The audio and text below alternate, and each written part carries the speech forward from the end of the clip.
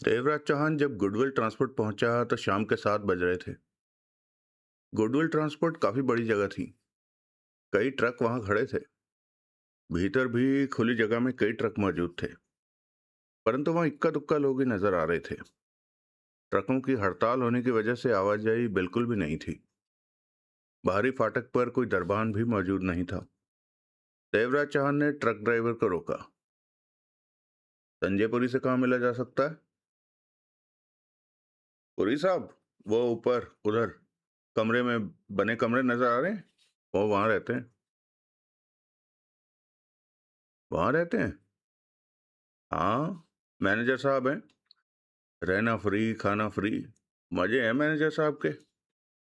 वो truck driver मुस्कुराया। वो हैं? हाँ, टांगे फैलाए बैठे होंगे। काम धाम तो है नहीं। हड़ताल चल रही है। उनका क्या है, मीटर डाउन है। तनख्वाह बरोबर मिल रही है। मुसीबत में तो हम जैसे लोग हैं। ड्राइवर ने शिकायत भरे लहजे में कहा। ऊपर जाने का रास्ता किधर से है? वो उधर नीले रंग के ट्रक के पीछे सीढ़ियां हैं। ऊपरी कमाई पे बहुत तगड़ी हो रही है मैनेजर साहब की। ड्राइवर ने मुंह बनाया। उनके चेले चपाटे खड़े ट्रकों से तेल निकालकर बाहर वालों को सस्ते दाम में बेच रहे हैं। और कुछ नहीं तो दारू, मुर्गे और औरत का खर्चा तो ऊपर से निकल ही आता है। देवराज चौहान हौले से मुस्कुराकर आगे बढ़ गया। कुछ ही देर में वो सीढ़ियां चढ़कर ऊपर था। संजय पुरी कहाँ होंगे? सामने पड़ने वाले आदमी से देवराज चौहान ने पूछा। आगे, कहकर वो आगे जाने को हुआ। आगे 10-12 कमरे नजर आ रहे थे। देवराज चौहान ने सख्ती भरे अंदाज में उस व्यक्ति की बांह पकड़ी। आगे कहाँ? मेरी बाजू छोड़, उसने खींच भरे स्वर में कहा। वो पीले दरवाजे वाले कमरे में चलते जाना, वही है। देवराज चौहान उसकी बांह छोड़कर आगे बढ़ गया। पीले कमरे वाला दरवाजा खुला ही था। देवराज चौहान दरवाजा धकेलकर भीतर दाखिल हुआ। सामने ही 45 वर्ष का स्वस्थ व्यक्ति कुर्सी पर बैठा मौजूद था। उसने लुंगी लपेट रखी थी जिसे घुटनों तक उठा रखा था। उंगलियों में फंसी सिगरेट को आदत से मजबूर बार बार एशट्रे में झाड़ रहा था। किसी भी तरह से वो शरीफ इंसान नजर नहीं आ रहा था। तभी एक दरवाजे से 30 बरस की युवती निकल कर आई। उसके हाथ में बोतल और 2 गिलास थे। वो हाय हाय कराने वाले अंदाज में चल रही थी। जल्दी कर, कुर्सी पर बैठा वो तीखे स्वर में कह उठा। 1500 नकद दिए तुझे, जिसमें से 200 के तो तूने उधर इधर घूम कर ही खराब कर दिए। चिंता क्यों करता है? वो हंसी। 2500 वसूल करा दूंगी। 2500? वो व्यंग भरे स्वर में कह उठा। मुझे 1000 का फायदा नहीं चाहिए। 1500 में से 1000 भी वसूल हो जाए तो मेरी खुशकिस्मती। क्या बात है, आज तू रोने वाली बातें कर रहा है? तो और क्या करूं? तेरे में दमखम नहीं रहा 1500 वाले भाव का। कम कर दे। ज्यादा मत बोल। 2000 देने वाले मेरे पीछे भागते हैं। तकलीफ हो रही है तो अपना 1500 पकड़। मैं चली। बोतल खाली करने के बाद तेरे को होश तो रहता नहीं कि मेरा सिर किधर है और पैर किस तरफ। मेरे को सामने बिठाकर तेरे को पीने का शौक है, और पीने के बाद लुढ़क जाना तू अपना हक समझता है। इसी बात के 1500 मुझे देता है, समझा क्या? जवाब में वो हंसा। तेरे को कितनी बार बोला है कम पिलाया कर। खूब, वो कड़वे स्वर में कह उठी। पहले के 2 पैग तो तू बहुत शराफत से गिलास से पिएगा, घूंट घूंट भर कर। उसके बाद वो 2 पैग सिर पर पहुंचे नहीं कि गिलास लापता, पूरी की पूरी बोतल हाथ में।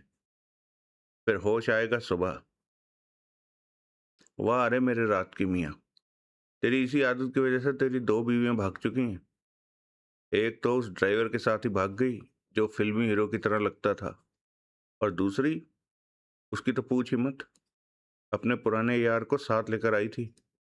पहले तो उसने अपने यार से तेरी तगड़ी ठुकाई करवाई, उसके बाद अपना सामान यहीं के ट्रक पर लाद कर ले गई। तब मैं नशे में था, तभी मार खा गया। हाँ, नशे में होने की वजह से ही तू ठुकाई बर्दाश्त कर गया। होश में होता तो उस तगड़ी ठुकाई को भी तूने बर्दाश्त नहीं कर पाना था। उसने हाथ नचाकर कहा। ज्यादा बकवास मत कर। उसने खा जाने वाली निगाहों से उसे देखा। जा जा, 1500 देकर मुझ पर रौब मत झड़ा कर। तेरे जैसे बहुत देखे हैं। बोल, गिलास में विस्की डालूं या 1500 तेरे मुंह पर मार के जाऊं? जाने की क्या जरूरत है? मेरी बात पर नाराज मत हुआ कर। विस्की डाल। उसने दोनों गिलासों में विस्की डाली। एक उसे दिया, दूसरा खुद थामे कुर्सी पर जा बैठी। एक बात तो बता पूरी। तो यही संजय पुरी है? देवराज चौहान ने सोचा। क्या? तीसरी शादी कब करेगा? जल्दी।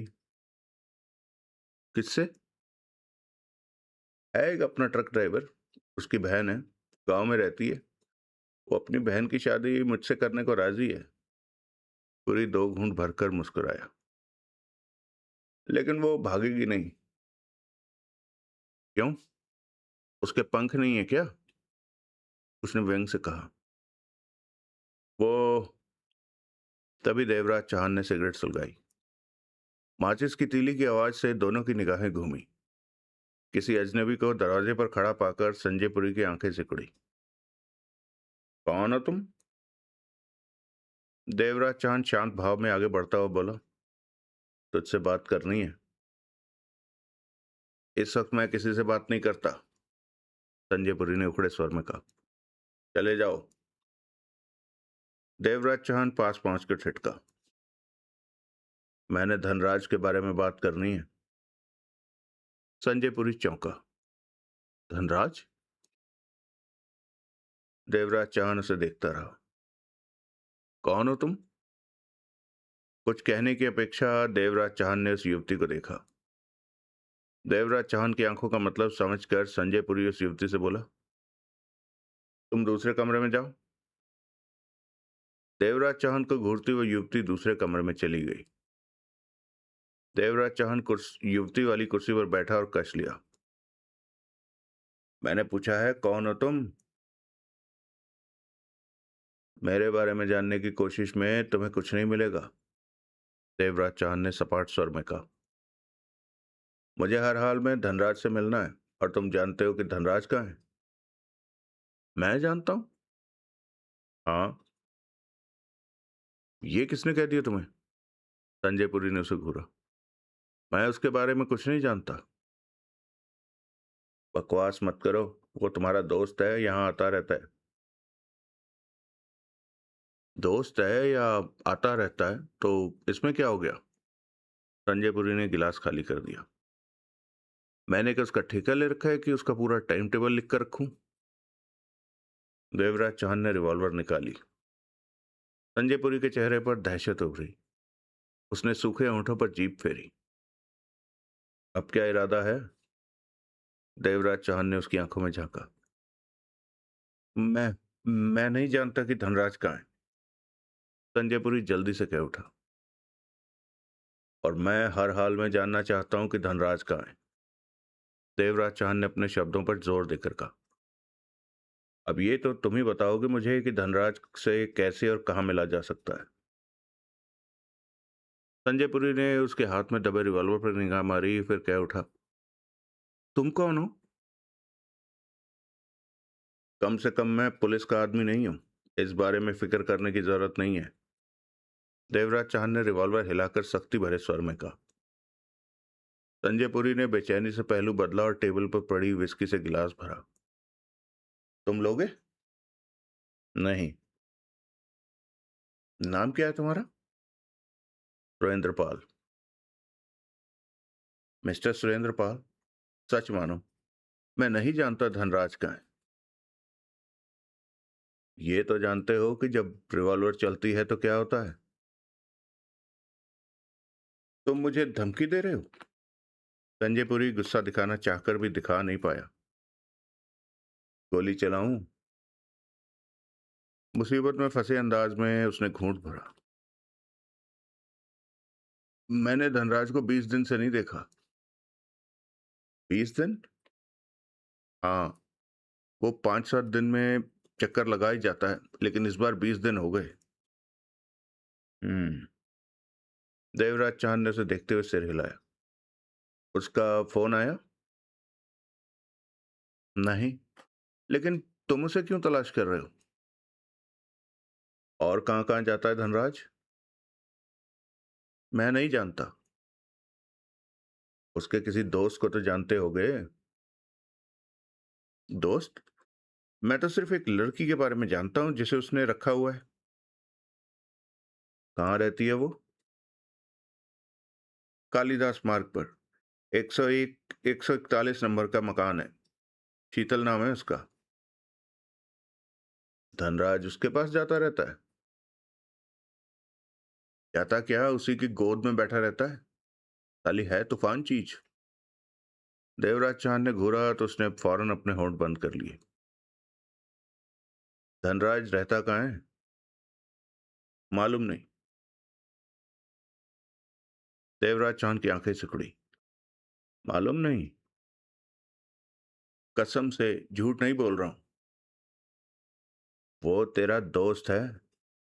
देवराज चांद ने एक एक शब्द चबाकर कहा। तेरे पास आता रहता है और तेरे को मालूम नहीं कि वो कहाँ रहता है? सच कह रहा हूं। दांत भींच कर देवराज चांद ने रिवॉल्वर का सेफ्टी वॉल्व हटाया। आवाज गूंजी। संजय पुरी की हालत बुरी नजर आने लगी थी। गोली मत चलाना, वो हाथ आगे करके बोला। बताता है धनराज का पता? देवराज चांद का स्वर कठोर था। नहीं मालूम। दरअसल धनराज मेरा दोस्त नहीं है। जल्दी में उसके होंठों से निकला। दोस्त नहीं है? नहीं। मैं उसका काम कर देता हूं, वो मुझे नोट देता है। उसका मेरा यही रिश्ता है, लेकिन भगवान के लिए ये किसी से कहना नहीं। संजय पुरी आहत भाव से बोला। क्या काम करता है तू उसका? संजय पुरी ने होंठ भींच लिए। बोल। ये बताना खतरनाक है। उसका चेहरा पीला पड़ने लगा था। गोली तेरे सिर में घुसे, इससे ज्यादा तो खतरनाक नहीं है। देवराज चांद गुर्राया। संजय पुरी चुप। बात मुझ तक ही रहेगी। जवाब दे वरना। वो लोगों को अपहरण करने का धंधा करता है। संजय पुरी के होठों से जल्दी से निकला। जानता हूं। कभी कभी वो अपने अपहरण की असामी को मेरे हवाले कर देता है। मैं असामी को कैद करके रख लेता हूँ। मैं यहाँ का मैनेजर हूँ। बहुत जगह है यहाँ। किसी को कुछ दिन के लिए यहाँ छिपा लेना मेरे लिए बड़ी बात नहीं है।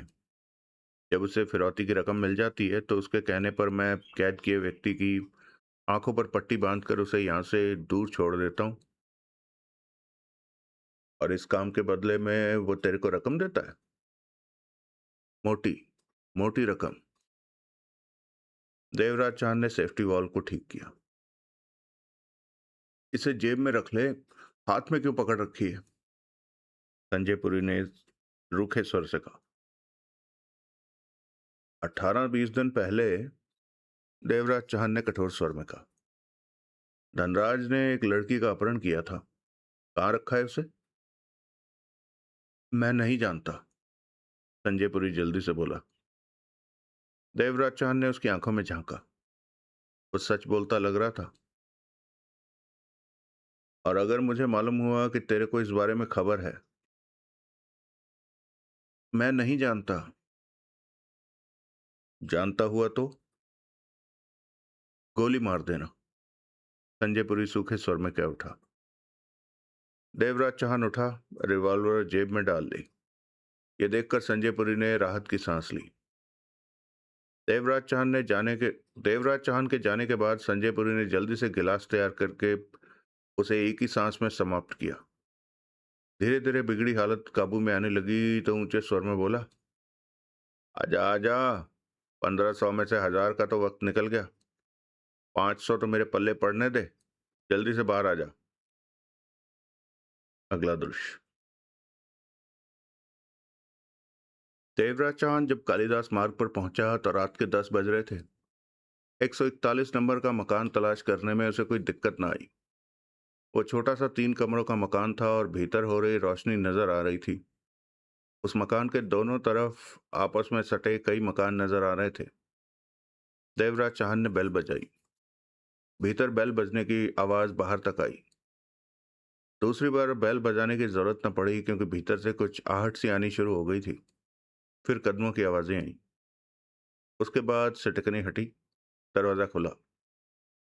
दरवाजा खोलने वाली 25 बरस की खूबसूरत युवती थी। उसकी सांसों के साथ बाहर तक आती विस्की की स्मेल महसूस हो रही थी। कंधों तक जाते खुले बालों को सिर से झटक कर उसने पीछे किया और नशे में डूबी ठीक ठाक आवाज में बोली, किससे मिलना है आपको? आपसे, अगर आपका नाम शीतल है तो। देवराज चौहान ने शांत स्वर में कहा। मेरा ही नाम शीतल है, शीतल खन्ना। कहिए। वो दरवाजे पर ही खड़ी रही। कमरे में जल रही रोशनी की वजह से उसकी नाइटी के भीतर के सारे नजारे स्पष्ट नजर आ रहे थे। आपसे कुछ बात करनी है, बेहतर होगा कि भीतर। Sorry mister. शीतल खन्ना दरवाजा बंद करने वाले अंदाज में कह उठी। इस वक्त मैं व्यस्त हूँ, आप जाइए। मेरे से बात किए बिना आपका काम ना निकलता हो तो सुबह आइएगा। जवाब में देवराज चौहान अजीब से अंदाज में मुस्कुराया। शीतल खन्ना ने दरवाजा बंद करना चाहा कि देवराज चौहान ने हथेली दरवाजे पर टिका दी, जिससे दरवाजा बंद नहीं हो सका। मेरा नाम सुरेंद्र पाल है। शीतल खन्ना के चेहरे पर उखड़ेपन के भाव आ गए। तो मैं क्या करूं? वो उखड़े स्वर में बोली। मैं अभी संजयपुरी से मिलकर आ रहा हूं। वो चौंकी, फिर संभल गई। संजयपुरी? ये कौन है? क्यों खामखा मेरा वक्त खराब कर रहे हो? कहकर उसने फिर दरवाजा बंद करने की कोशिश की, लेकिन दरवाजे पर देवराज चांद की हथेली टिकी होने के कारण दरवाजा आगे को न हुआ। मुझे धनराज ने भेजा है। धनराज? शीतल खन्ना के होंठों से निकला। हाँ। धनराज ने भेजा है तुम्हें? हाँ हाँ। देवराज चौहान ने शांत स्वर में कहा। अब अगर इजाजत हो तो भीतर आ जाऊं? वो कई पलों तक उलझन भरी निगाहों से देवराज चौहान को देखती रही। कब मिला था धनराज तुम्हें? देवराज चौहान ने हथेली के दबाव से दरवाजे का पल्ला पूरा खोला। उसके कंधों पर हाथ रखकर उसे भीतर धकेलता हुआ भीतर आया और दरवाजा बंद करते हुए कह उठा, दरवाजे पर खड़े रहकर लंबी बात नहीं हो सकती, आगे की बात बैठकर होगी। वो छोटा सा ड्राइंग रूम था। जरूरत की हर चीज वहां थी। एक चीज और वहां थी जिसकी उस वक्त वहां जरूरत नहीं थी। वो था 45 बरस का व्यक्ति जिसके हाथ में विस्की का गिलास था। टेबल पर बोतल और खाने पीने का सामान रखा था, यानी कि उसके पहुंचने से पहले वहां विस्की का दौर चल रहा था। वो व्यक्ति देवराज चौहान को एकटक देखे जा रहा था। शीतल खन्ना के चेहरे पर हल्की सी बेचैनी उभरी। कैलाश? शीतल खन्ना कह उठी। तुम जाओ यहां से। इन साहब का नाम सुरेंद्र पाल है और इन्हें धनराज ने भेजा। मुझसे बात करने दो। कैलाश नाम का व्यक्ति बिना कुछ कहे उठा। विस्की का गिलास वैसे ही टेबल पर रखा और दरवाजे की तरफ बढ़ता चला गया। देवराज चौहान उसे देखता रहा। यह व्यक्ति इतना आज्ञाकारी होगा लगता नहीं था कि एक ही बार कहने से बाहर निकल जाएगा। उसके निकल जाने पर देवराज चौहान ने फिर दरवाजा बंद किया। इस बार शीतल खन्ना मुस्कुराई। बैठो। देवराज चौहान आगे बढ़कर बैठा। वो भी बैठी। गिलास भर लो। वो बराबर मुस्कुरा रही थी। देवराज चौहान ने शांत अंदाज में गिलास भरा और उसकी तरफ सरका दिया। ये क्या? शीतल खन्ना के होंठों से निकला। तुम्हारे लिए। तुम? इच्छा नहीं है, कहते हुए देवराज चौहान ने सिगरेट सुलगा ली। मर्जी तुम्हारी, कहने के साथ ही शीतल खन्ना ने गिलास उठाकर घूंट भरा। तो तुम्हें धनराज ने भेजा है? क्या काम है? क्या कहा है उसने? देवराज चौहान शीतल खन्ना को देखता रहा। वो है कहाँ? आया नहीं बहुत दिनों से। आज आएगा क्या? उसने पुनः घूंट भरा। देवराज चौहान ने कश लिया और सिर हिलाकर बोला, 20 दिन पहले धनराज मुझसे मिला था। तो मैं कौन हूं ये मत पूछना। मेरे बारे में जो पूछना हो धनराज से पूछ लेना। देवराज चौहान ने झूठ कहा ताकि उसके मुंह से धनराज के बारे में जान सके। उसने और मैंने बहुत ही खास काम को अंजाम देना था, लेकिन तब वो बिजी था। 20 दिन पहले। सुन रही हूं। शीतल खन्ना की निगाह उस पर थी। तब धनराज ने मुझे तुम्हारा नाम पता देकर कहा था कि 20 दिन बाद मैं यहाँ आकर तुमसे मालूम कर लूं कि वो कहाँ है और मैं उसके पास पहुंच जाऊं।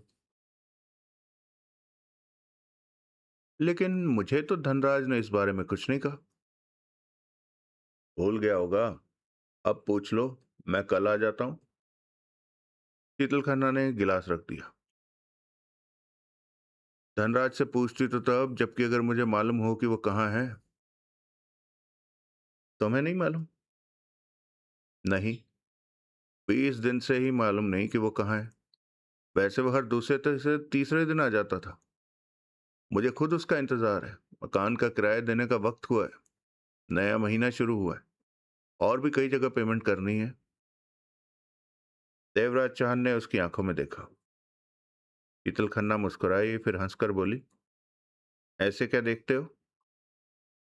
तभी दरवाजे पर हल्की सी आहट हुई। दोनों की निगाह उस तरफ घूमी। तुम्हारे साथ और भी कोई है? शीतल खन्ना ने उसे देखा। मेरे साथ तो कोई नहीं है। देवराज चौहान व्यंग से कह उठा। लेकिन बाहर कैलाश होगा, जिसे तुमने जाने को कहा था। वो सुन रहा है कि हम क्या बातें कर रहे हैं। वो भला बाहर क्यों होगा? शीतल खन्ना हंसी। गिलास टेबल पर रखा और आगे बढ़कर दरवाजा खोला, फिर बाहर झांकने के बाद दरवाजा बंद करती हुई बोली, कोई नहीं है। देवराज चौहान ने कुछ नहीं कहा। धनराज यहाँ आया या उसका फोन आया तो उसे तुम्हारे बारे में बता दूंगी। सुरेंद्र पाल, यही नाम बताया था ना तुमने? ठीक है, तुम्हारा फोन नंबर हो तो बताते जाओ। स्पष्ट था कि वो देवराज चौहान को जाने के लिए कह रही थी। मेरा कोई फोन नंबर नहीं है। देवराज चौहान ने कस लिया। मैं खुद ही 1-2 दिन बाद दोबारा आकर तुमसे पूछ जाऊंगा। तुम तुम कहाँ मिले थे उसे? शीतल खन्ना वापस आकर बैठी। सड़क पर ही। देवराज चौहान ने लापरवाही से कहा। तब वो किसी लड़की का अपहरण करके ले जा रहा था। उसके हाथ पांव मुंह बांध रखा था। शीतल खन्ना की आंखों में तीव्र चमक उभरी। कैसी थी वो लड़की? कैसी? देवराज चौहान ने लापरवाही से कहा। किसी अमीर खानदान की लगती थी। तुम जानते हो वो लड़की कहाँ है? देवराज चौहान मुस्कुराया। जानना चाहती हो? हाँ। शीतल खन्ना हद से ज्यादा बेचैन नजर आने लगी। धनराज ने तुम्हें बताया नहीं? शीतल खन्ना कुछ कहने लगी कि फौरन उसने होंठ भींच ली। धनराज से ही पूछ लेना। तुम उसकी सांसें तेज चलने लगी थी। जानते हो वो लड़की कहाँ है? अब क्या कहूं तुमसे? देवराज चौहान मुंह बनाकर बोला। उस लड़की की वजह से मैं परेशान हुआ पड़ा हूं। दरअसल धनराज ने कहा था कि एक दिन के लिए उस लड़की को सबकी नजरों से छिपा कर रख लूं। अगले दिन वो लड़की को मुझसे ले जाएगा।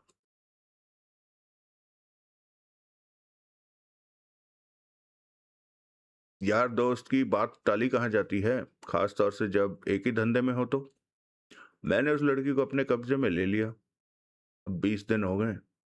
लड़की ने तंग कर रखा है। आखिर कब तक उसका ध्यान रख सकता हूँ? उधर धनराज है कि अभी तक आया नहीं। आखिर मुझे ही उसकी तलाश में निकलना पड़ा। शीतल खन्ना ने फौरन हाथ बढ़ाकर टेबल पर पड़ा गिलास उठाया और होंठों से लगा लिया। देवराज चौहान ने साफ तौर पर देखा कि उसके हाथ कांप रहे थे।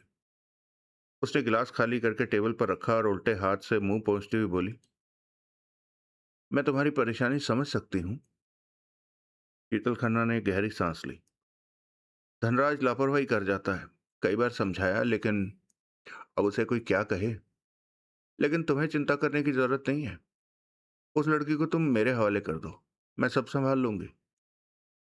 वो अपनी आवाज में छिपी उत्तेजना को दबाने का भरपूर प्रयास कर रही थी, लेकिन पूरी तरह से सफल नहीं हो पा रही थी।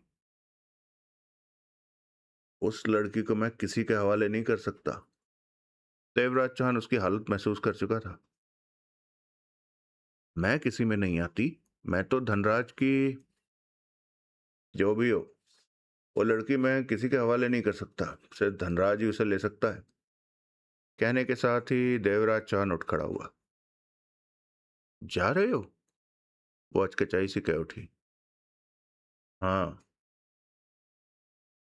लेकिन वो लड़की, शायद वो समझ नहीं पा रही थी कि क्या कहे।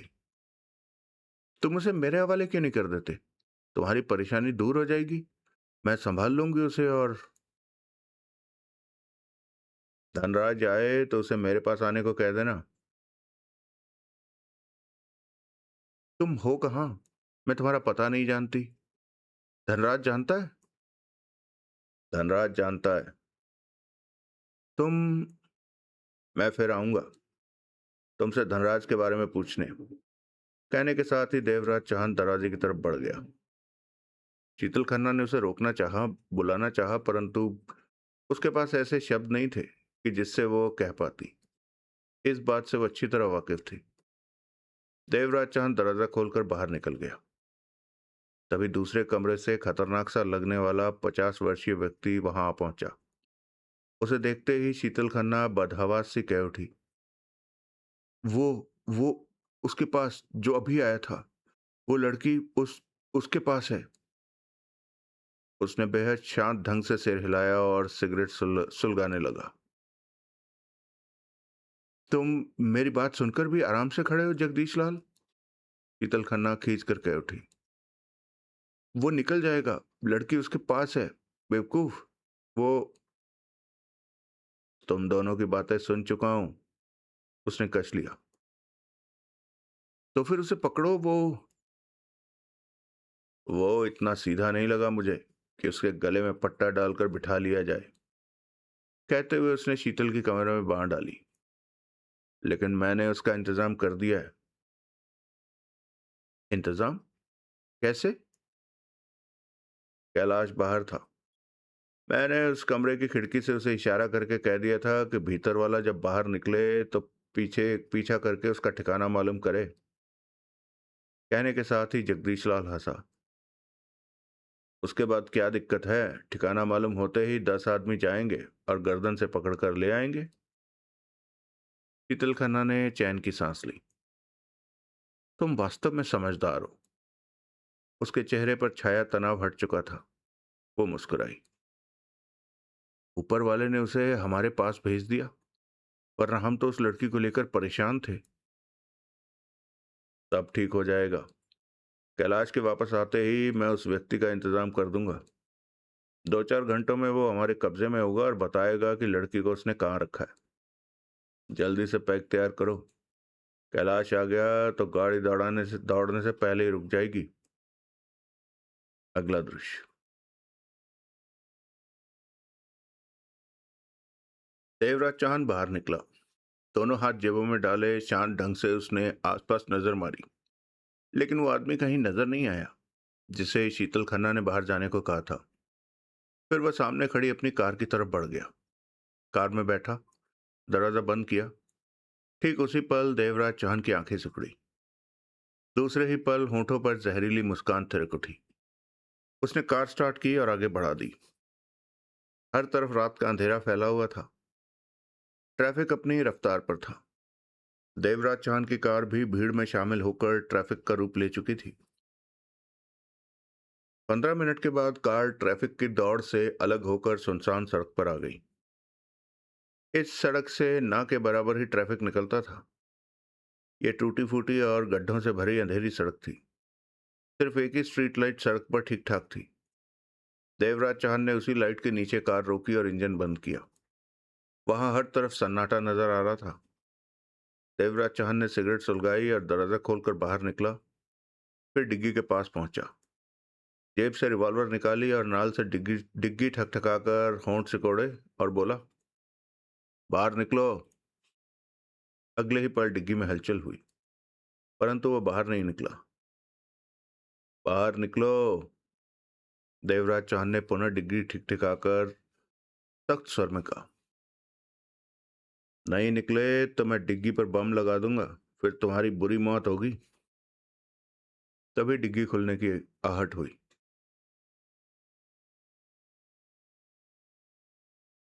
बाहर निकलो। देवराज चौहान ने पुनः डिग्गी ठकठकाकर सख्त स्वर में कहा।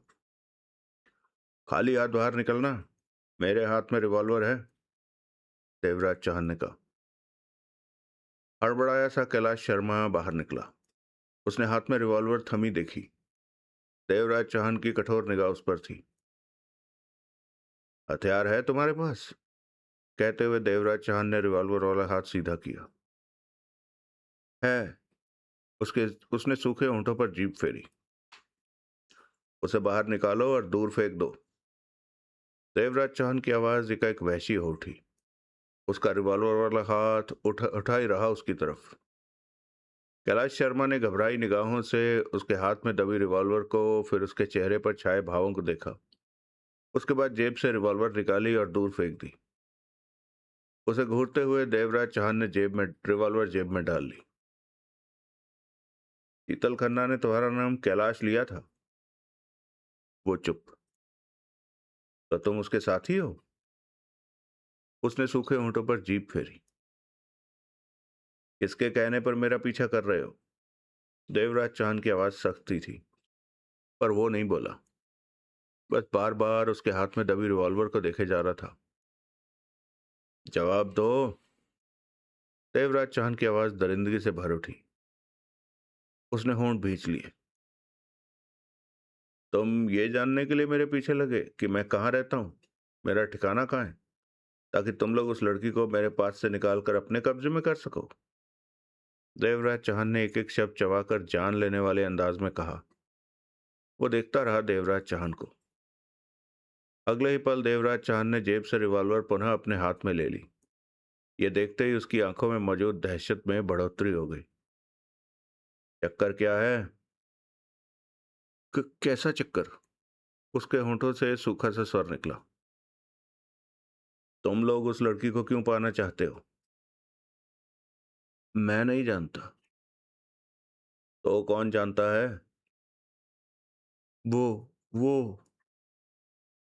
कौन वो? देवराज चौहान के होंठों से गुर्राहट निकली। मैं उसका नाम नहीं बता सकता। उसकी आवाज में कंपन था। देवराज चौहान ने उसकी आंखों में झांका। ठीक है, उसका नाम मत बताओ, ये बताओ कि सारा मामला है क्या? तुम लोग। अगले ही पल वो देवराज चौहान के हाथ में दबी रिवॉल्वर पर झपट पड़ा। वो हर संभव कोशिश कर रहा था कि रिवॉल्वर को छीनकर कब्जा ले, लेकिन देवराज चौहान के हाथ से रिवॉल्वर ले पाना इतना आसान नहीं था। तभी देवराज चौहान का दूसरा हाथ उठा, वेग के साथ उसके सिर पर पड़ा। कैलाश शर्मा के होंठों से पीड़ा भरी कराह निकली। रिवॉल्वर से हाथ हट गया। दोनों हाथों से अपना सिर थाम कर लड़खड़ाया, फिर संभल गया। देवराज चौहान की क्रूरता भरी निगाह उस पर थी। कैलाश शर्मा संभला। अब सीधे रहना। देवराज चौहान ने दांत भींच कर कहा। जीने के मौके बार बार नहीं मिलते। कैलाश शर्मा के चेहरे और आंखों में डर ही डर था। किसने भेजा है तुम्हें? क्यों भेजा है? सब कुछ बताओ मुझे। अगले ही पल उसने वो किया जिसकी आशा देवराज चौहान को भी नहीं थी। कैलाश शर्मा ने दोनों बाहें आगे करके देवराज चौहान को पूरी ताकत से धक्का दिया और पलटकर पूरी रफ्तार के साथ भाग निकला। देवराज चौहान संभला। रिवॉल्वर उसके हाथ में थी। कैलाश शर्मा रिवॉल्वर की रेंज में था, परंतु देवराज चौहान ने गोली नहीं चलाई, ना उसे पकड़ने की कोशिश की। आंखें सिकोड़े उसे भागते हुए अंधेरे में गुम होते देखता रहा। अगला दृश्य। देवराज चौहान ने पब्लिक बूथ से जगमोहन को फोन किया। कहाँ से बोल रहे हो? तुम तो दोपहर तक आने की कह रहे थे। उसकी आवाज सुनते ही जगमोहन कह उठा, मैं कब से तुम्हारी वापसी का इंतजार कर रहा हूं। एक पता नोट करो, तुम्हें वहां नजर रखनी है, देवराज चौहान ने कहा। छोटे से काम में मेरी की जरूरत पड़ गई? जगमोहन का अजीब सा स्वर आया। कालिदास मार्ग पर 141 नंबर मकान है, देवराज चौहान ने कहा। वहां पर शीतल खन्ना नाम की युवती रहती है, उस पर नजर रखनी है। नजर? किस तरह? वो कहाँ कहाँ जाती है और उससे कौन कौन मिलने आता है। जिस पर ज्यादा शक हो उसका पीछा करके देख लेना है कि वो कहाँ रहता है, लेकिन खुद को हर हाल में छिपा के रखना है। बात क्या है? मिलने पर बताऊंगा। मोबाइल फोन साथ रखना। अभी चल पड़ो। ठीक है। देवराज चौहान ने रिसीवर रखा और बूथ से बाहर आ गया।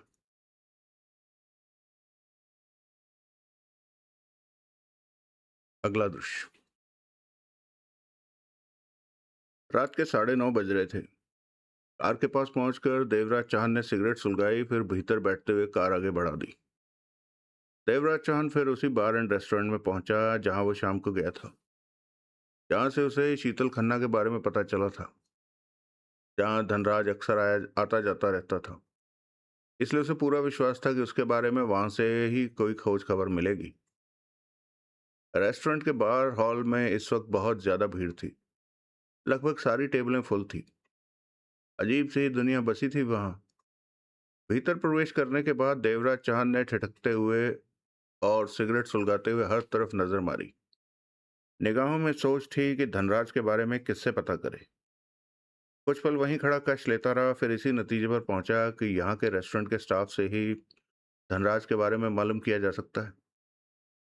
देवराज चौहान आगे बढ़ा और बार के एक कोने में 2 कुर्सियों वाली खाली टेबल को देखकर उधर बढ़ा। उस पर बैठने के पश्चात इधर उधर नजरें दौड़ाने लगा। तभी वेटर पास आया। Good evening sir. Evening. Devraj Chauhan ने सिर हिलाया। एक लार्ज। Yes sir. वेटर चला गया। देवराज चौहान की निगाह पुनः इधर उधर दौड़ने लगी। 2 मिनट में ही वेटर ने विस्की का पैग और साथ ही में खूबसूरत कटोरी में खाने के लिए नमकीन रखा और मुस्कुराकर बोला, any other service sir? Dhanraj को जानते हो? धनराज? देवराज चौहान ने पैग उठाकर घूंट भरा और दूसरे हाथ से जेब से तस्वीर निकालकर वेटर को दिखाई। तस्वीर देखते ही वेटर के चेहरे पर सहमति के भाव आए। हाँ साहब, इसे जानता हूं। मैं इससे मिलना चाहता हूं। वेटर के चेहरे पर क्षणिक सोच के भाव उभरे। काफी दिनों से इसे यहां देखा नहीं है, वैसे अक्सर आता रहता है। मालूम करो, इससे कहाँ मिला जा सकता है? देवराज चौहान ने तस्वीर जेब में डालते हुए कहा। इस छोटी सी बात का जवाब दोगे तो मैं तुम्हें 1000 रुपया दूंगा। वेटर की आंखों में 1000 रुपए वाली चमक उभरी। मैं अभी मालूम करता हूं साहब। कहने के साथ ही वेटर वहां से चला गया। 10 मिनट बीत गए। पैग समाप्ति पर था। वो वेटर तो फिर नहीं लौटा, लेकिन इवनिंग सूट पहने 35 बरस का एक व्यक्ति पास पहुंचा। इस बात की स्पष्ट झलक मिल रही थी कि वो यहाँ के स्टाफ से ही वास्ता रखता है। देवराज चौहान की निगाह उस पर टिक चुकी थी। Good evening sir. करीब पहुंचते ही उसने मुस्कुराकर कहा। जवाब में देवराज चौहान ने हौले से सिर हिला दिया। मुझे मालूम हुआ है कि आप धनराज के बारे में जानना चाहते हैं। उसने पहले वाले लहजे में कहा। हाँ। देवराज चांद की आंखें जरा सी सिकुड़ी। तभी पास से वही वेटर गुजरा तो देवराज चांद ने उसे टोका। सुनो। वो ठिठका और पलटकर देवराज चांद को देखा। मैंने तुम्हें धनराज के बारे में मालूम करने को कहा था।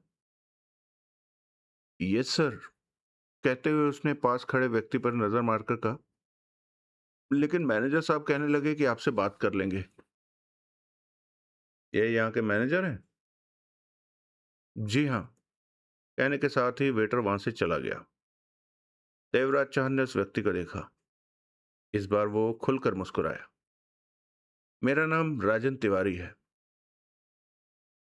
तुम धनराज के बारे में बात कर रहे थे? देवराज चांद ने सपाट स्वर में कहा। जी हाँ। वेटर ने बताया कि आप धनराज के बारे में जानना चाहते हैं, उससे मिलना चाहते हैं। देवराज चांद की पैनी निगाह उस पर थी। हाँ। आप मेरे साथ आइए। धनराज के पास चल रहे हो? देवराज चांद की आवाज में हल्की सी चुभन आ गई। जी नहीं, मैं तो कह रहा था कि ऑफिस में चलकर आराम से बात करते हैं, यहाँ भीड़ है। उसके लहजे में शांत भाव थे, चेहरे पर मुस्कान थी। उसके हाव भाव से कहीं भी मक्कारी या धोखेबाजी नहीं झलकी थी, परंतु उसका खामखा इस तरह बीच में आ जाना शक पैदा कर रहा था। देवराज चाहन ने पैग समाप्त किया और उठ खड़ा हुआ। चलो। राजन तिवारी के पीछे पीछे देवराज चाहन ने छोटे से किंतु बेहद खूबसूरत ऑफिस में प्रवेश किया। वॉल टू वॉल कारपेट था। वॉलपेपर पर सीनरी बनी हुई थी। देखकर ऐसा लगता था जैसे सजावट पर खास ध्यान दिया गया हो। एक तरफ टेबल और उसके गिर्द दो कुर्सियां थी। तीसरी टेबल के पार थी, जिस पर 50 वर्षीय व्यक्ति बैठा था। वो शांत भाव से देवराज चौहान को देख रहा था। राजन तिवारी ने देवराज चौहान को ठिठकते पाकर कहा, आओ, बैठो। उसने कुर्सी की तरफ इशारा किया। देवराज चौहान ने राजन तिवारी को देखा। धनराज के बारे में तुम बात करोगे या ये कुर्सी वाले जनाब करेंगे? मिस्टर वरदान करेंगे। कहते हुए उसने कुर्सी पर बैठे व्यक्ति की तरफ इशारा किया। वरदान? तो वरदान कहते हैं इस आदमी को?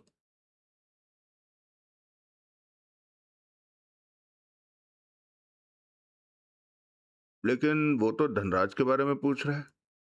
वेटर से पूछा तो राजन तिवारी आ गया और राजन तिवारी उसे इस वरदान के पास ले आया, जबकि उसके ख्याल से इतने लोगों के बीच में आने की गुंजाइश नहीं थी। देवराज चौहान ने वरदान को गहरी निगाहों से देखते हुए सिगरेट सुलगाई, फिर आगे बढ़कर कुर्सी पर जा बैठा। राजन तिवारी वहीं खड़ा रहा। ना तो उसने जाने के लिए कहा गया और ना ही उसने जाने की कोशिश की। खामोश बैठे वरदान ने हौले से सिर हिलाया। वैसे तो मुझे वरदान कहते हैं, वो बोला। पूरा नाम जानने की कोई जरूरत नहीं है। इससे ज्यादा जानने की इच्छा भी नहीं है। सिर्फ इतना ही बता दो कि इस जगह से तुम्हारा क्या वास्ता है। मैं यहाँ का मालिक हूँ।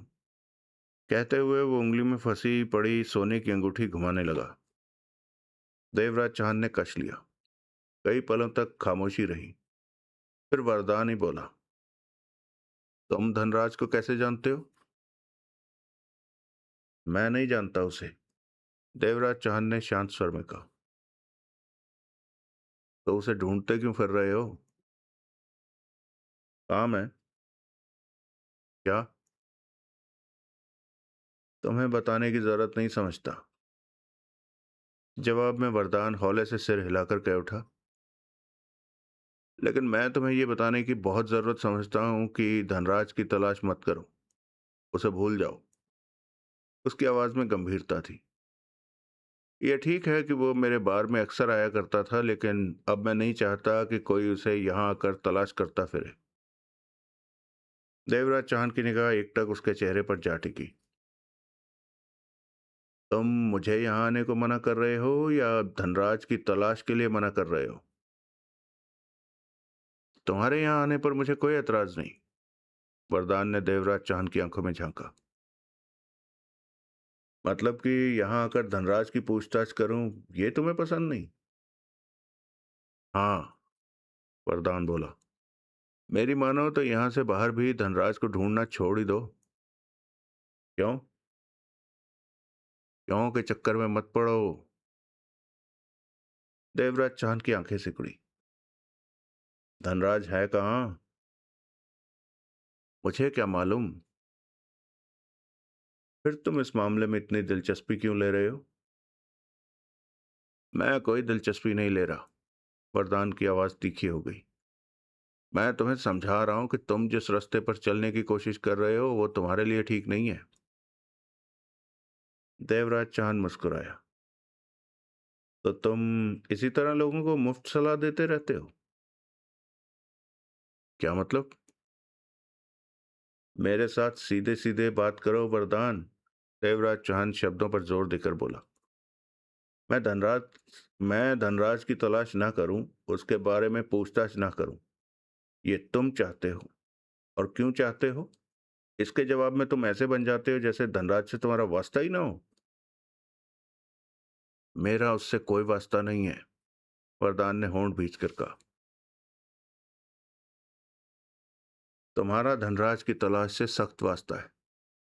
तभी तुम मुझे धनराज की तलाश से पीछे हटने को कह रहे हो। सीधी तरह बताओ, धनराज है कहाँ? देवराज चांद की आवाज में सख्ती आ गई थी। दोनों कई पलों तक एक दूसरे को देखते रहे। 3 कदम के फासले पर खड़ा राजन तिवारी एकाएक सतर्क हो उठा। कौन हो तुम? वरदान का स्वर अब शांत था। सुरेंद्र पाल। ये तो तुम्हारा नाम हुआ। मैं पूछ रहा हूं हकीकत में तुम क्या हो? मेरी हकीकत जानकर तुम्हारी कोई समस्या हल होती हो तो जरूर बता देता। देवराज चांद के स्वर में तीखापन आ गया। तुम सिर्फ मुझे धनराज के बारे में बताओ। तुम चालाक बनने की कोशिश कर। मुझे धनराज चाहिए। मेरी जेब में नहीं है। वरदान के चेहरे पर गुस्सा उभरा। तो जहां है बता दो। जिसकी जेब में है कह दो। मैं नहीं जानता कि वो कहाँ है। वरदान ने अपना क्रोध छिपाने की चेष्टा नहीं की। मैंने तुम्हें प्यार से बुलाकर समझाया ना था। अब तुम समझो या ना समझो ये तुम पर है।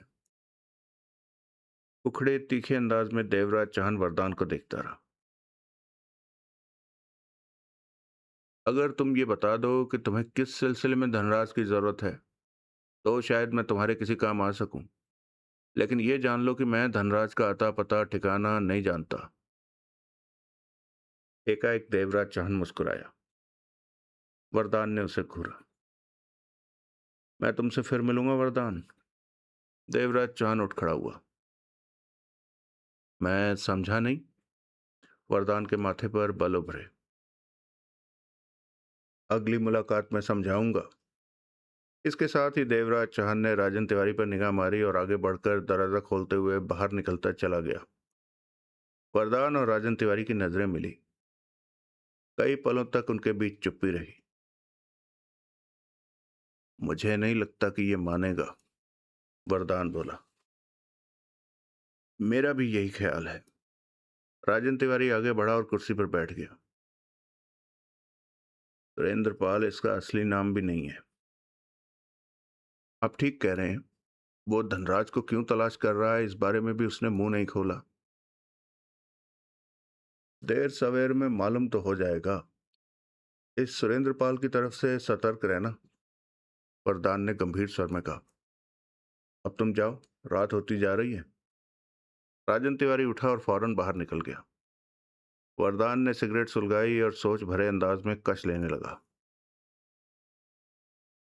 देवराज चाहन बार एंड रेस्टोरेंट से बाहर निकला और उसकी पार्किंग में खड़ी कार में जा बैठा, लेकिन कार स्टार्ट करने की चेष्टा नहीं की। उसके चेहरे पर सोच के भाव नाच रहे थे। जिस मामले को उसने 2-4 दिन का समझा था वो अब कुछ ज्यादा ही गहरा लगने लगा था। मामूली सा काम था जो धनराज हर जगह धक्के खाता नजर आ रहा था, जो फिरौतीबाज था, जिसे काफी लोग जानते थे और उसे सिर्फ ढूंढना था। ऐसे इंसान को ढूंढना, तलाश करना खासा कठिन नहीं था। परंतु धनराज की तलाश वाला मामला उसे गहरा लगने लगा था अब। जाने क्यों धनराज में कई लोग दिलचस्पी लेते लग रहे थे। सबसे पहले तो धनराज की रखैल या प्रेमिका शीतल खन्ना के ही रंग ढंग ठीक नजर नहीं आ रहे थे धनराज के मामले में। उसके बाद वो पीछा करने वाला, अब ये वरदान। धनराज को लेकर कौन क्या चाहता है अभी कुछ भी स्पष्ट नहीं हो पा रहा था। और धनराज है कहाँ, किसी को नहीं मालूम। मालूम है तो वो बताने को तैयार नहीं। यहां तक कि कोई ये भी कहने को तैयार नहीं कि वो धनराज का पता ठिकाना जानता है कि इस वक्त वो कहाँ है। देवराज चौहान की सोचें उस व्यक्ति पर जा टिकी जो उसकी कार की डिग्गी में बैठकर उसके बारे में जानने की कोशिश में था। कैलाश शर्मा नाम बताया था उसने। इसके अंडर काम करता था वो। किसने उसे उसके पीछे लगाया था। उससे वो इतना डरा हुआ था कि उसका नाम बताने को भी तैयार नहीं था। और तो और ये जानते हुए भी कि उस पर रिवॉल्वर तान रखी है, वो भाग निकला था। स्पष्ट था कि धनराज के मामले में और भी लोग थे, लेकिन वो धनराज को छिपा रहे हैं या उसे ढूंढ रहे हैं, इस बारे में अभी मालूम नहीं था। वरदान। वरदान से बात करने के बावजूद भी देवराज चौहान नहीं समझ पाया कि असल में वरदान चाहता क्या है। उसे इस मामले से पीछे हटने की सलाह दे रहा है, धनराज को न ढूंढने के लिए कह रहा है, लेकिन क्यों, इस बारे में भी वरदान बात करने को तैयार नहीं। तभी देवराज चौहान की सोचें टूटी। उसके बगल में खड़ी कार में राजन तिवारी बैठने जा रहा था। उसकी नजरें भी देवराज चौहान पर पड़ी। वो ठिठका। दोनों कई पलों तक एक दूसरे को देखते रहे। फिर राजन तिवारी खुद ही चंद कदम उठाकर कार में बैठे देवराज चौहान के पास आया। वहां मध्यम से रोशनी फैली हुई थी। हेलो, राजन तिवारी ने शांत स्वर में कहा। जवाब में देवराज चौहान ने मुस्कुराकर सिर हिलाया। अभी गए नहीं यहां से। नहीं। क्यों। तुम्हारे और वरदान के बारे में सोच रहा था। देवराज चौहान पुनः मुस्कुराया। धनराज के बारे में भी सोच रहे होगे। राजन तिवारी की आवाज में व्यंग झलका। हाँ, धनराज तो असल मुद्दा है। मेरी मानो तो इस मामले से पीछे हट जाओ। किस मामले से। देवराज चौहान हौले से हंसा। धनराज के मामले से। जिसे तुम मामला कह रहे हो, कम से कम मेरे लिए तो वो मामला नहीं है। वो धनराज है जिसकी मुझे जरूरत है, समझे। क्यों। ये बताना मैं जरूरी नहीं समझता। बताने में कोई हर्ज है। देवराज चौहान ने क्षणिक सोचा, फिर सिर हिलाया। नहीं। तो बता दो। किसी ने मुझे धनराज की तलाश पर लगाया है। ओह। कौन है वो। ये मत पूछो, जवाब नहीं मिलेगा। मतलब कि धनराज से सीधे सीधे तुम्हारा कोई वास्ता नहीं है। राजन तिवारी ने सोच भरे स्वर में पूछा। बिल्कुल नहीं। राजन तिवारी उसे देखने लगा। अब मेरी भी एक बात का जवाब दे दो, अगर कोई हर्ज ना समझो तो। क्या। धनराज को कहाँ छिपा रखा है तुमने और वरदान ने। कहीं नहीं छिपाया। झूठ मत बोलो। तुम। सच कह रहा हूं। हम तो खुद धनराज की तलाश। कहते कहते उसने होंठ भींच लिए। देवराज चांद मुस्कुराया। तो तुम लोग भी धनराज की तलाश कर रहे हो। ऐसा ही समझ लो। उसके भिजे होंठों से निकला। क्यों। वो हर समय इसी बार में दौड़ा रहता था। अब अचानक वो कहाँ गुम हो गया। और तुम लोगों को उसकी तलाश क्या है, क्या जरूरत पड़ गई। देवराज चांद ने उसे पूछा। जब राजन तिवारी जवाब देने की अपेक्षा अपनी कार की तरफ बढ़ गया। देवराज चौहान उसे देखता रहा। उसने कार स्टार्ट की और वहीं से आगे बढ़ा दी। फिर देखते ही देखते सड़क पर पहुंचकर दौड़ते वाहनों में शामिल होकर गुम होती चली गई। राजन तिवारी का पीछा करने का कोई फायदा नहीं था, क्योंकि यकीनन वो इस वक्त अपना पीछा किए जाने के प्रति सावधान होगा। बहरहाल एक बात तो स्पष्ट हो गई थी कि धनराज इन लोगों के पास नहीं है। इन्हें नहीं मालूम था कि धनराज है कहाँ। मतलब कि वरदान को भी धनराज की तलाश थी।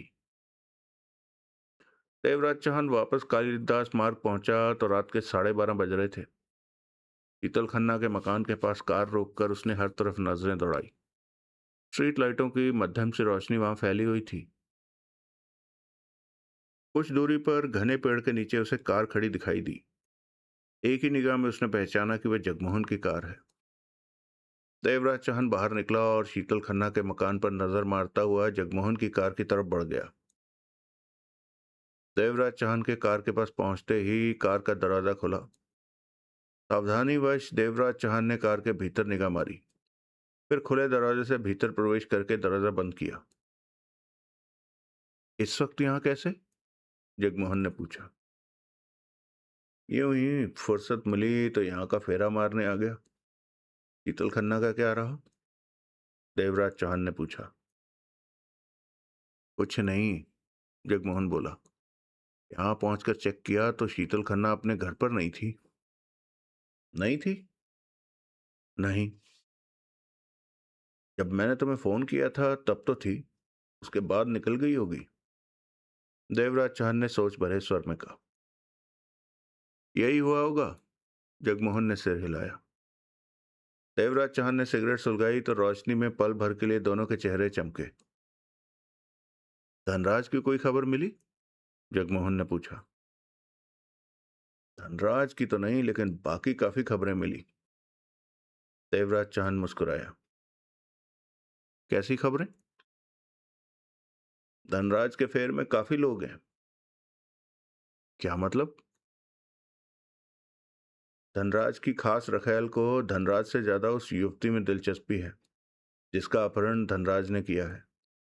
धनराज की तरफ खास तवज्जो न देकर शीतल खन्ना उस युवती को पाने की कोशिश में है जिसके बारे में मैंने जानबूझकर कह दिया था कि वो मेरे पास है और मैं धनराज का दोस्त हूँ। ओह। जब मैं उससे मिला तो तब वहां कैलाश शर्मा नाम का व्यक्ति था जो मेरे वहां से निकलते ही मेरी कार की डिग्गी में छिप गया था ताकि मेरे बारे में जानकारी हासिल कर सके। मतलब कि मामला ज्यादा ही टेढ़ा है। हाँ। उस कैलाश शर्मा उस कैलाश शर्मा से मैं नहीं जान सका कि वो किसका आदमी है, लेकिन ये तो मैं देख ही चुका हूं कि उसका वास्ता शीतल खन्ना से है। उससे कैलाश शर्मा के बारे में जान ही लूंगा। और धनराज के बारे में कोई खबर नहीं मिली? नहीं। उसकी तलाश जहां की तहां खड़ी है। फिर देवराज फिर देवराज चौहान वरदान के बारे में बताते हुए कहा। वो भी धनराज में दिलचस्पी ले रहा है। कमाल है, जगमोहन ने अजीब से स्वर में कहा। जो धनराज सबकी निगाहों में रहता था वो अचानक ही गायब हो गया। कई लोगों की दिलचस्पी इस बात में हो गई कि वो कहाँ है। हाँ। देवराज चौहान ने कश लिया। तुम्हें अजीब बात नहीं लगती? बात तो अजीब है, देवराज चौहान ने अपने शब्दों पर जोर देकर कहा। वरदान ने नहीं बताया कि वह धनराज से क्या चाहता है। जगमोहन ने पूछा। वरदान ने नहीं बताया कि वो धनराज से क्या चाहता है? नहीं, और वो बताएगा भी नहीं। जरूरत पड़ने पर उसके मुंह से निकलवाने की कोशिश की जाएगी। जगमोहन ने कुछ न कहा। क्या सोचने लगे? देवराज चौहान ने पूछा। सोच रहा हूं धनराज जहां भी होगा उसे इन सब बातों की जानकारी होगी। मेरे ख्याल से तो होगी। तभी तो बीते 20 दिनों से वो कहीं छिपा बैठा है और बाहर नहीं निकल रहा। उस युवती को भी उसने अपने पास ही रखा होगा जिसका उसने अपहरण किया है। इस तरह वो कब तक छिपा रहेगा? आखिरकार बाहर तो आना ही पड़ेगा उसे। अपहरण करना धनराज का पेशा है, वो कोई बेवकूफ इंसान नहीं है। देवराज चौहान ने सोच भरे स्वर में कहा। इतनी आसानी से वो उन लोगों के हाथ नहीं लगेगा जो उसे ढूंढ रहे हैं। ये मालूम करना बहुत जरूरी है कि लोग धनराज में दिलचस्पी क्यों ले रहे हैं। इसके बारे में जल्दी मालूम हो जाएगा। तुम बंगले पर चलो। सुबह आकर शीतल खन्ना पर और उससे मिलने वालों पर नजर रखना। देवराज चौहान ने कार का दरवाजा खोलते हुए कहा। और तुम? 1-2 घंटे में मैं भी बंगले पर पहुंच जाऊंगा। जो बातें तुमने बताई हैं उससे लगता है शीतल धनराज के बारे में कुछ छिपा रही है, जगमोहन बोला। हाँ, लेकिन ये पक्का है कि वो नहीं जानती कि धनराज है कहाँ। और ऐसा ही कुछ वरदान के साथ है कि वो भी नहीं जानता कि धनराज कहाँ है। और वो ये भी नहीं चाहता कि उसके अलावा कोई धनराज को तलाश करे। वरदान के बारे में भी मालूमात हासिल करनी पड़ेगी।